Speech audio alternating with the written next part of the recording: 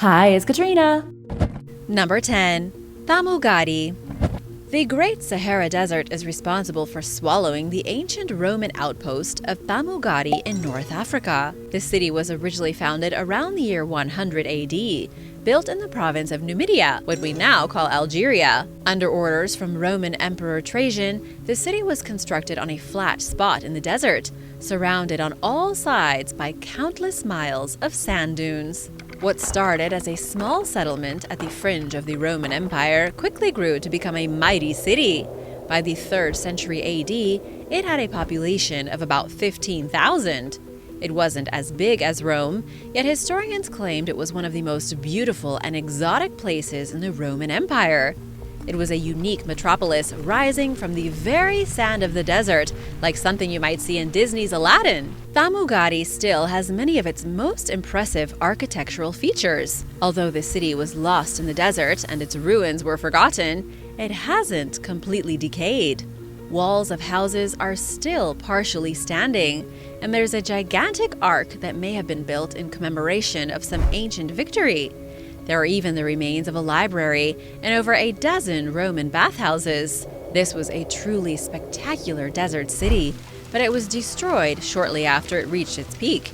In 430 AD, tribes of invaders breached the city and slaughtered its people, and Tamagati never recovered. Number 9. The Aqueduct of Constantinople. The Aqueduct of Constantinople was once the longest water channel built by human hands. It was an incredible feat of engineering that still baffles scientists to this day. It was just recently, in 2021, that researchers from Johann Gutenberg University in Germany decided to do a thorough investigation of the aqueduct, which once supplied the shining city of Constantinople with fresh water. The aqueduct, at its completion, was 265 miles long.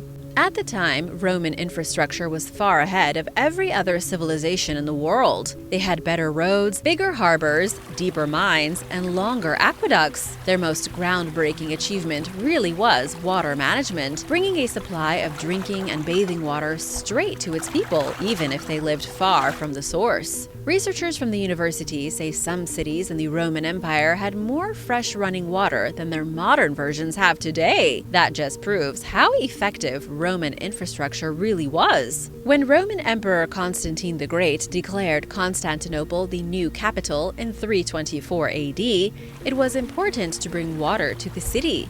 But the springs were extremely far away.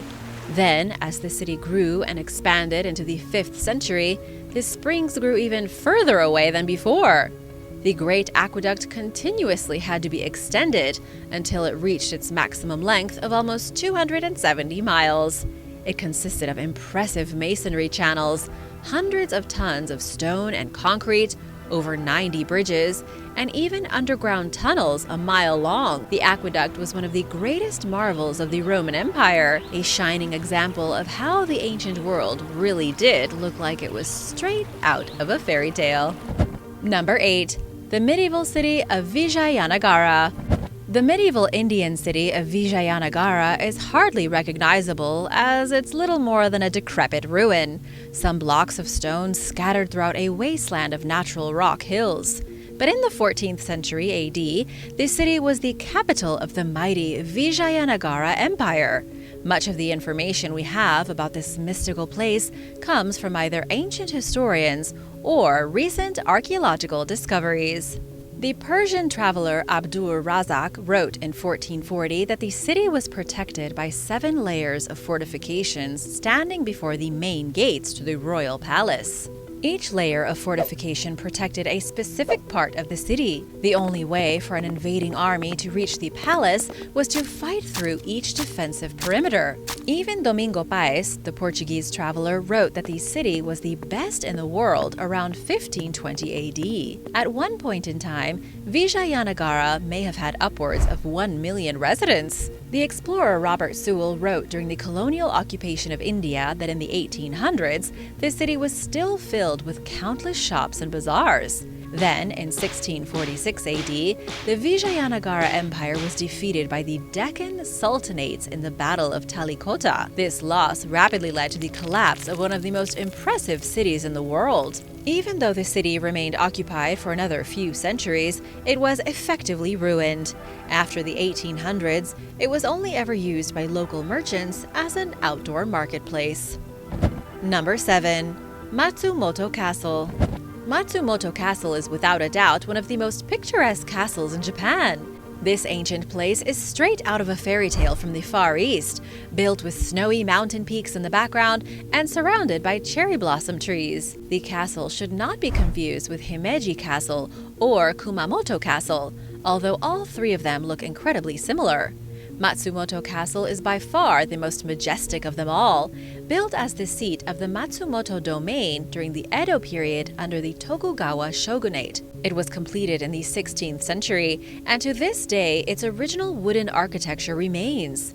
The stonework is all authentic, but its defenses have since been lost to time. The castle was built on a plain instead of at the top of a hill or in the middle of twisting rivers, so it would have had an extensive security system. There would have been huge moats, impassable walls, and enough soldiers to repel an attack. Although the main keep was finished in the 16th century, the original fortification was built long before that in the Eisho era by a local shugo, or military commander. It was a meager fort up until 1550, when it was seized by the Takeda clan, who built it into the castle it is today. But between then and now, the castle has seen multiple battles and conquests. From between 1613 and 1725, it was occupied by 6 different clans.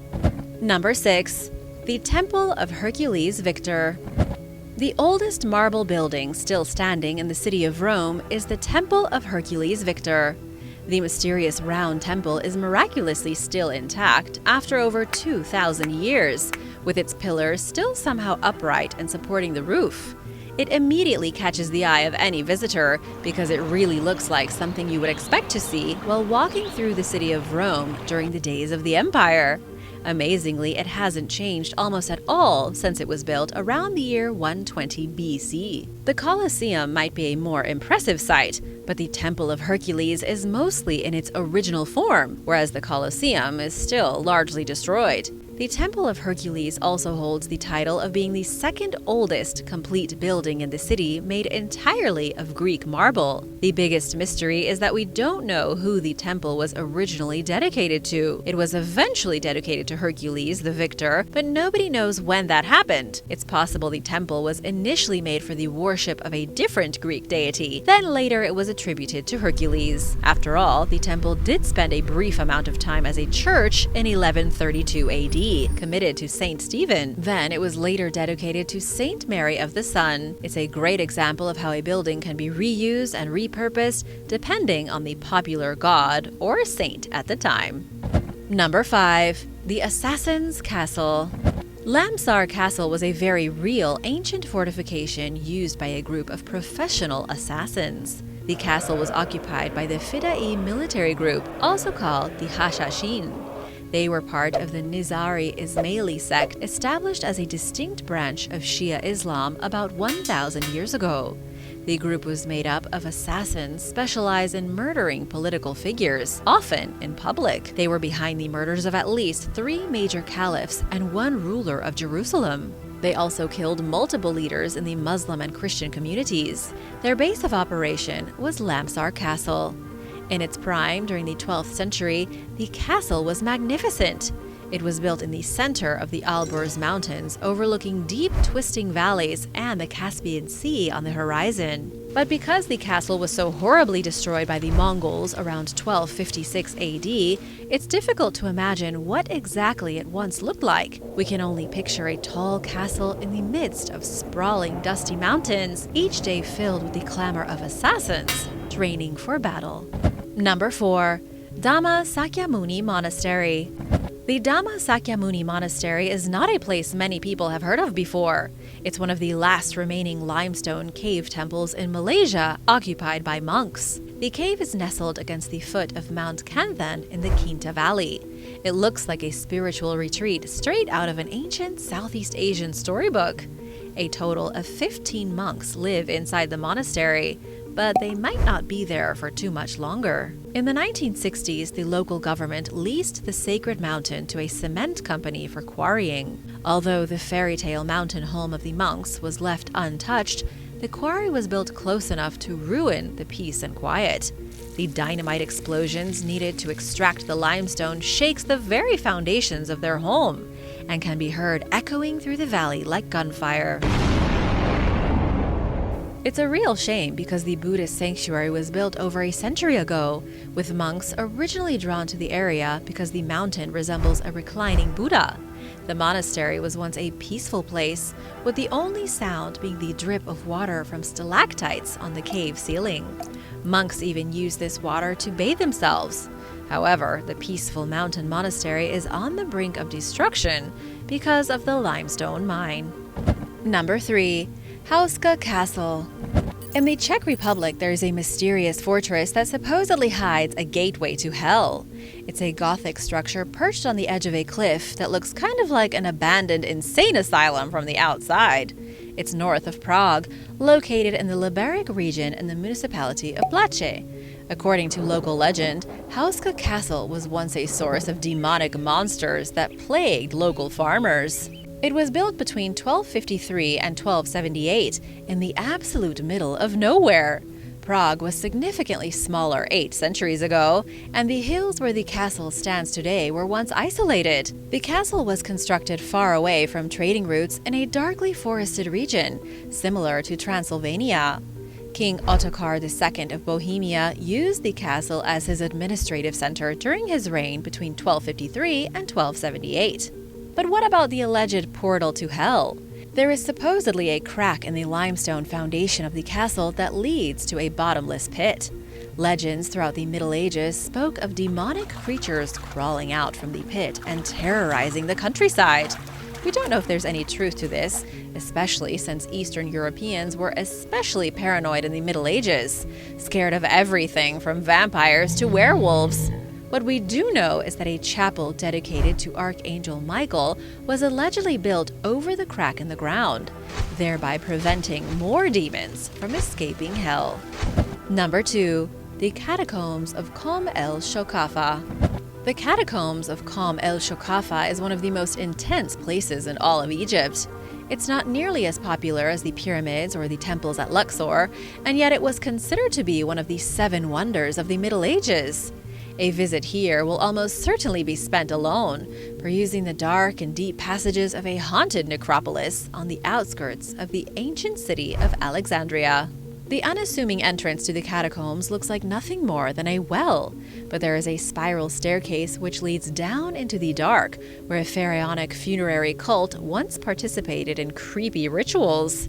The tombs are a mixture of Greek, Roman, and Egyptian architectural styles. Construction likely began in the early 2nd century AD, and these tunnels were used until the 4th century AD when it was suddenly abandoned. It wasn't discovered again until the year 1900, when a donkey broke through the access shaft by accident. The Catacombs of Kom el Shokafa are straight out of a medieval fairy tale.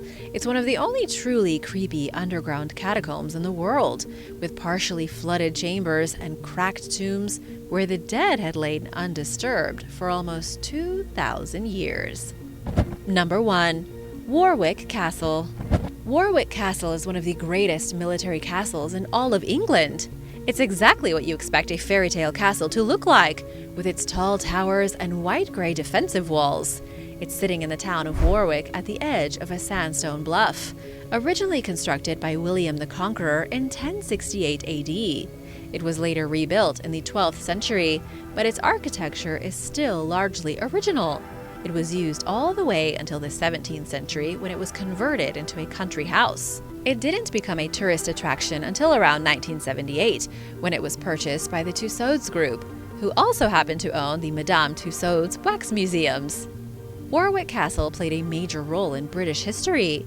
Before it was even built, there was an Anglo-Saxon fort sitting on the site constructed by Ethelfled in 914 AD. She was the daughter of legendary King Alfred the Great, and she built the fort to defend the Saxons against Danish invaders. William the Conqueror later turned the wooden fortification into a stone castle. At least he started the process. The stone castle wouldn't be completed until about 2 centuries after his death in the 13th century. Warwick Castle was used in 1469 to keep Edward IV prisoner. King Richard III took over the castle in the 1480s, and in 1642, the castle even participated in the English Civil War as a stronghold against the Royalists. Thanks for watching! Which place was your favorite? Let me know in the comments below, and be sure to subscribe if you haven't already. See you soon! Bye!